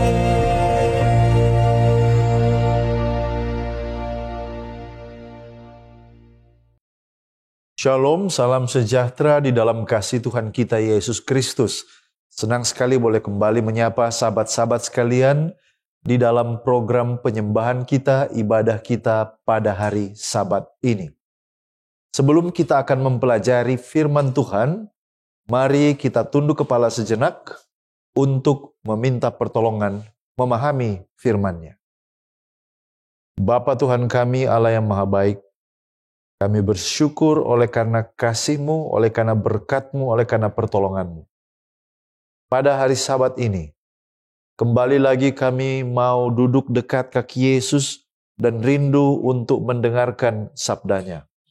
Mampukan kami, sanggupkan kami, agar kami dapat melihat kebenaran-Mu. Di dalam nama Yesus Kristus kami sudah berdoa. Amin. Pada kesempatan yang diberkati ini, kita akan mempelajari tentang memberi versus berkorban. Apakah berkorban sama artinya dengan memberi? Bisakah orang berkorban tetapi tidak memberi apa-apa? Atau bisakah orang sebenarnya sudah memberi tetapi sesungguhnya belum berkorban? Nah, saudaraku, yang pertama kita akan lihat beberapa definisi kamus. Menurut Kamus Besar Bahasa Indonesia, korban artinya pemberian untuk menyatakan kebaktian atau kesetiaan. Berkorban artinya menyatakan kebaktian, kesetiaan, atau bahkan menderita rugi. Itu menurut definisi Kamus Besar Bahasa Indonesia. Pengorbanan artinya sebuah proses atau cara atau perbuatan untuk mengorbankan.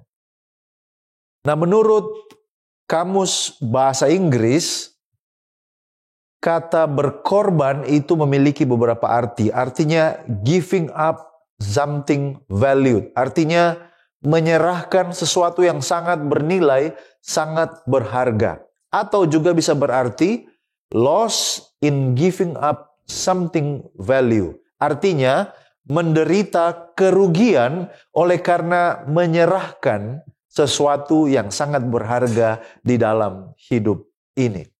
Dan yang sangat menarik, kata sacrifice atau berkorban itu berasal dari bahasa Latin abad ke-13, sacrificium, yang artinya making sacred atau membuat itu menjadi kudus, menjadi rohani. Nah, saudaraku yang dikasihi oleh Tuhan, apakah berkorban sama artinya dengan memberi?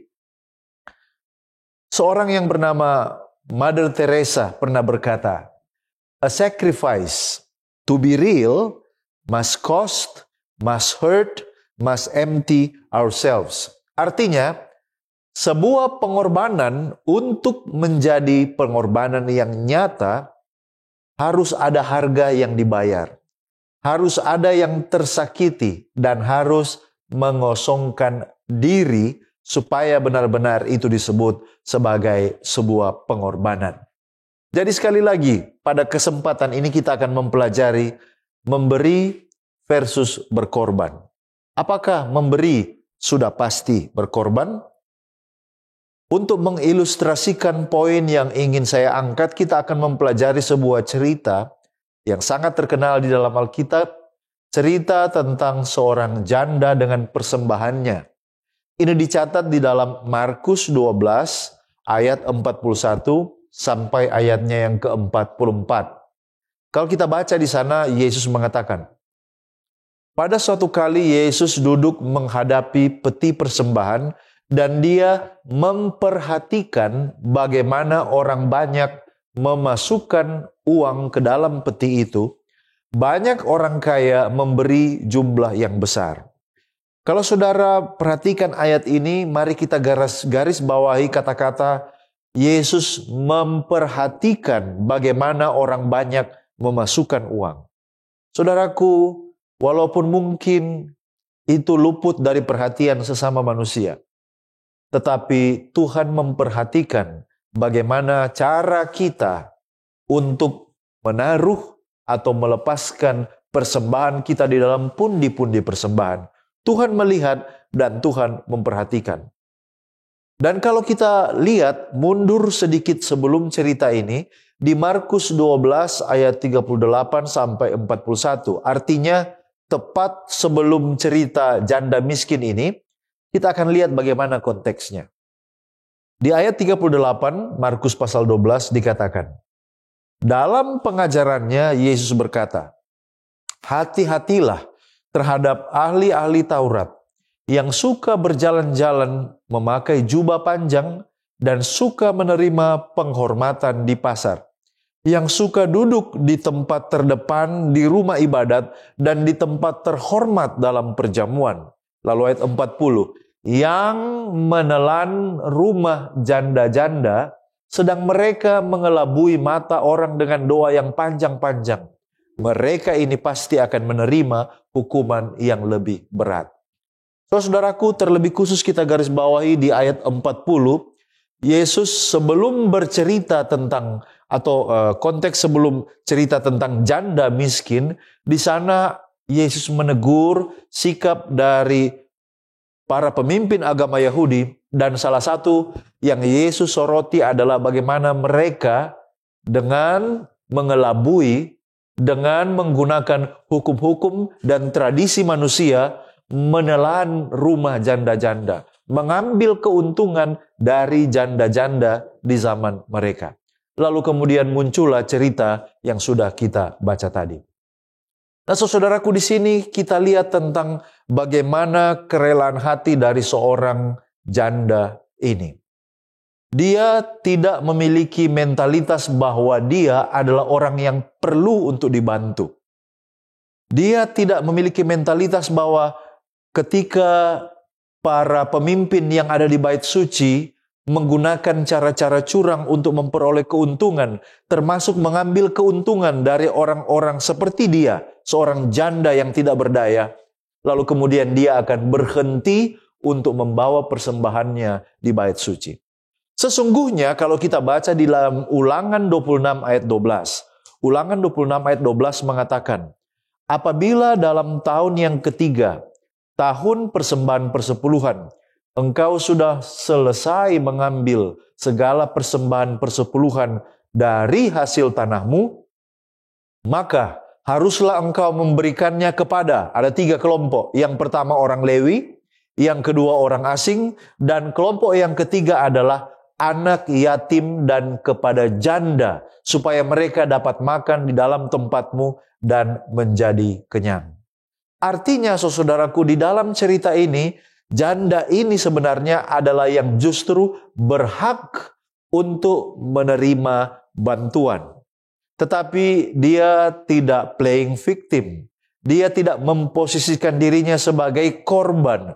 Walaupun pada waktu itu kita sudah baca tadi bagaimana Yesus menegur para pemimpin agama Yahudi memutarbalikkan hukum untuk mendapatkan keuntungan secara curang, dan janda ini adalah korbannya, tetapi ini tidak menghalangi dia untuk datang dan membawa persembahan di dalam bait suci.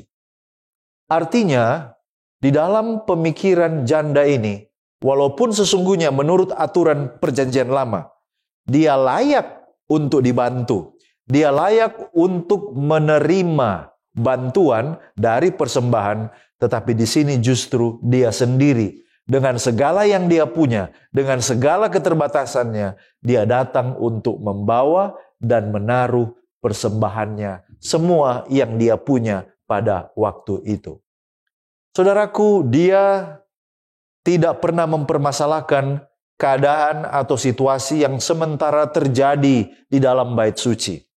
Dia tidak pernah mempersalahkan situasi ketika melihat bahwa para pemimpin agama berbuat dalam cara yang curang, mengambil keuntungan dan mengorbankan orang-orang kecil seperti dirinya. Karena dia tahu bahwa persembahan yang dia bawa adalah menyangkut hubungannya secara pribadi dengan Tuhannya. Oleh karena dia mengetahui bahwa apa yang dia bawa ini diperhatikan oleh Allah.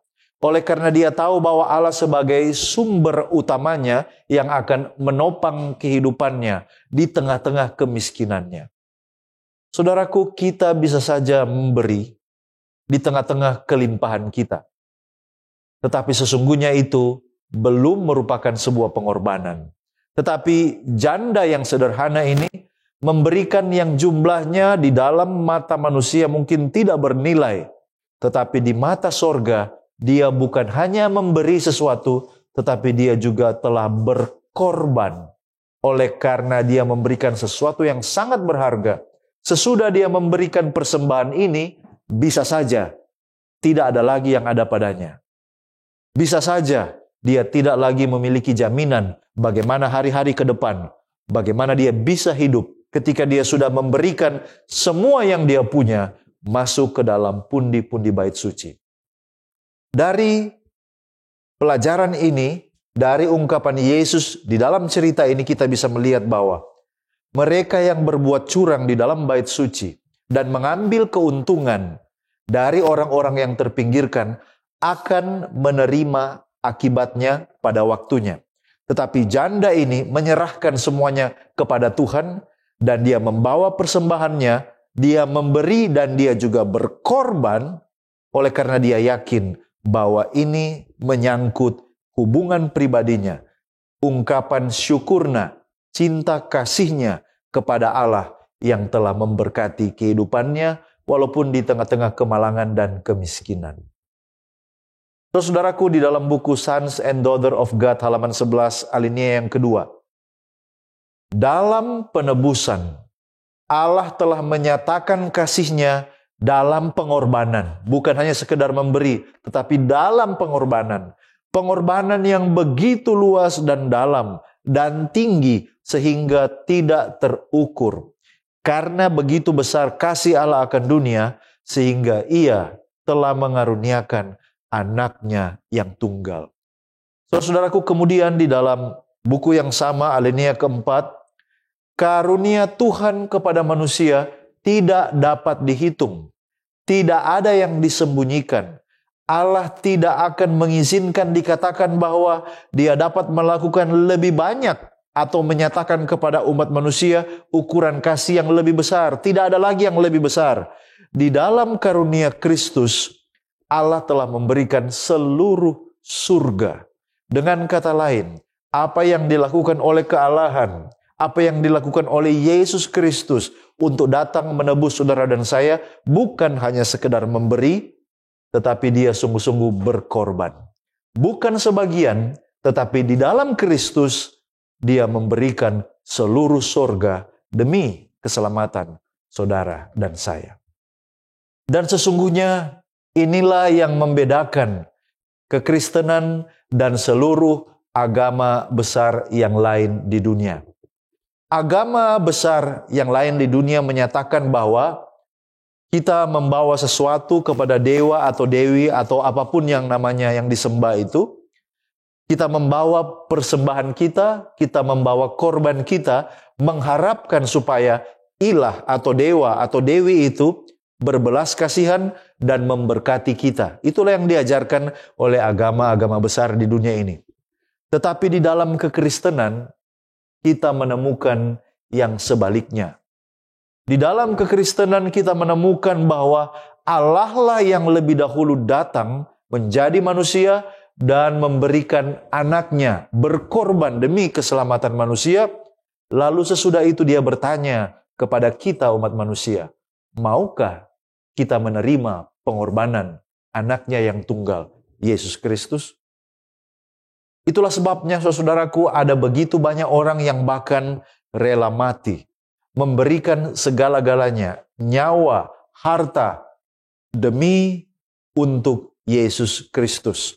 Oleh karena mereka tahu bahwa bukan supaya mereka memperoleh sesuatu, tetapi karena mereka telah menikmati banyak hal, termasuk keselamatan, oleh karena Allah yang berkorban, bukan hanya sekedar memberi. Subodh Pandit dalam buku Cross Examination halaman 189 mengomentari tentang pengorbanan Yesus Kristus. Dia katakan, dan begitu pengorbanan itu diterima dengan keyakinan penuh, rasa syukur muncul dari dalam hati, menghasilkan kerelaan untuk menyenangkan dan menaati Tuhan yang tidak mungkin bisa dihasilkan oleh kekuatan lain. Sumpah kesetiaan menjadi sebuah dorongan dari dalam, bukan terpaksa. Hubungan itu menjadi harta yang terbesar, tidak layak untuk dilepaskan, bahkan dalam menghadapi kematian sekalipun.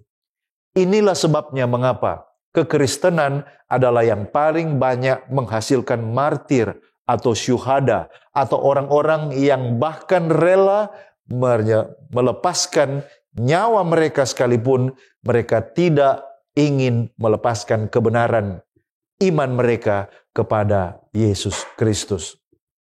Saudara yang dikasihi oleh Tuhan, mari kita mengevaluasi bagaimana kehidupan kita sejauh ini.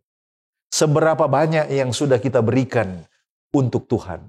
Saya tidak hanya berbicara dibatasi kepada uang saja, tetapi segala sesuatu yang ada pada kita. Dia adalah Allah pemilik segala sesuatu, termasuk tubuh kita, harta kita, talenta kita, waktu kita, pengaruh kita. Apakah kita sudah memberi sesuatu untuk kemuliaannya? Apakah kita sudah memberi sesuatu untuk pekerjaannya? Tetapi pertanyaan yang sangat mendasar adalah, apakah pemberian-pemberian itu adalah sebuah pengorbanan bagi kita? Karena ternyata tidak semua orang yang memberi adalah orang yang berkorban. Apakah pengorbanan itu telah menimbulkan suatu kerugian tertentu bagi kita? Oleh karena sesuatu yang sangat bernilai, sangat berharga pada kita, telah kita lepaskan demi untuk pekerjaan Tuhan.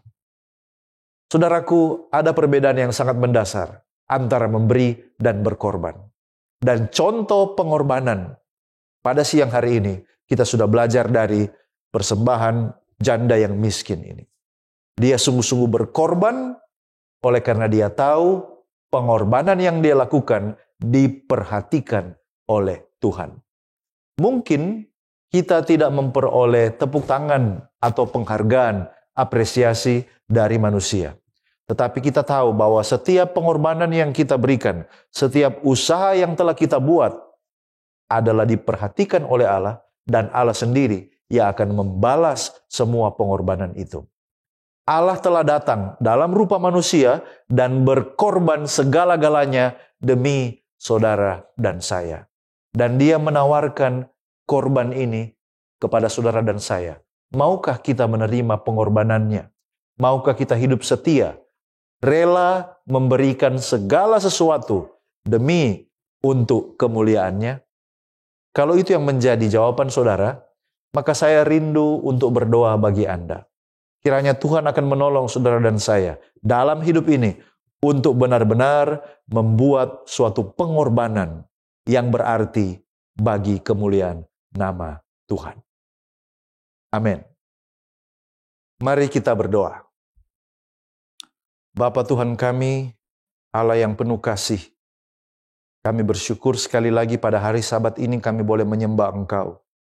Kami bersyukur oleh karena kepada kami telah dibukakan bahwa Allah kami di dalam Yesus Kristus bukan hanya memberi, tetapi Dia telah berkorban. Yesus adalah harta terbaik dari sorga. Dan melalui kisah persembahan dari seorang janda yang miskin, kami belajar apa artinya perbedaan antara memberi dan berkorban. Kami belajar bahwa Tuhan memperhatikan pengorbanan yang kami lakukan. Kami belajar bahwa apa yang mungkin nampak sederhana di mata manusia, tetapi sesuatu yang keluar dari pengorbanan dari dalam hati, sungguh mulia di dalam pemandangan Tuhan. Bapa, tolonglah kami, supaya dalam hidup ini kami diberikan kekuatan, kemauan dan kerelaan untuk menyerahkan bahkan berkorban segala-galanya bagi kemuliaan Tuhan. Bukan oleh karena supaya kami memperoleh sesuatu, tetapi justru karena kami telah menerima segala sesuatu dari Tuhan.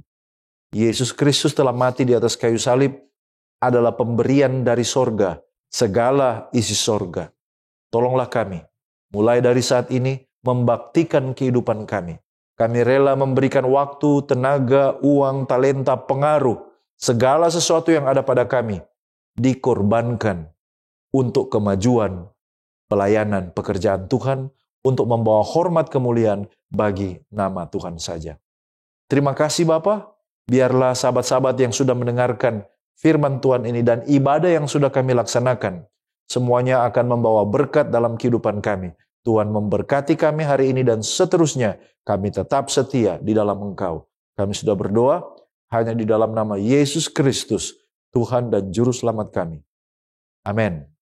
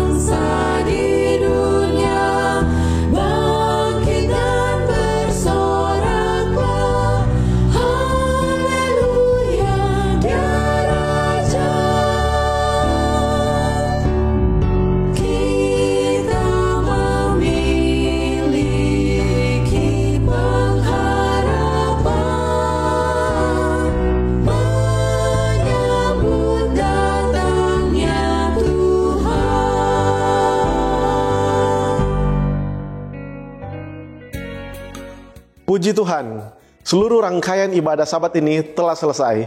Terima kasih seluruh umat Tuhan yang telah bergabung bersama kami. Kiranya berkat dari Tuhan boleh menjadi bagian untuk kita semua. Saya Pendeta Michael Kelendonu bersama dengan kru yang bertugas pamit undur diri.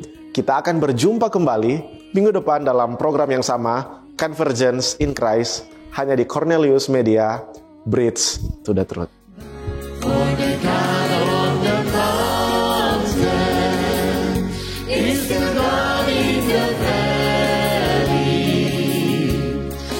Things go wrong, He'll make